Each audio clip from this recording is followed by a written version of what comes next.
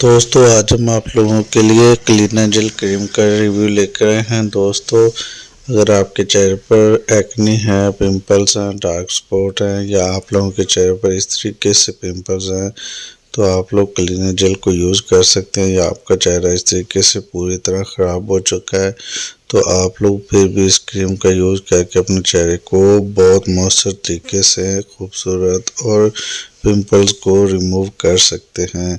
तो viewers cleaner jail आप लोगों के दानों का बेहतरीन इलाज है। ये आपको किसी भी फार्मेसी मेडिकल स्टोर से बआसानी मिल जाएगी और अगर आप लोग इसका यूज़ करते हैं 2 से 3 बाद आप लोगों के चेहरे से इस तरीके से फेयरनेस तो कम ही आएगी, लेकिन आपका जो एक्ने और दानों का इशू है उससे आपका चेहरा बिल्कुल क्लियर हो जाएगा। वीडियो अच्छी लगी हो तो लाइक सब्सक्राइब ज़रूर कीजिएगा।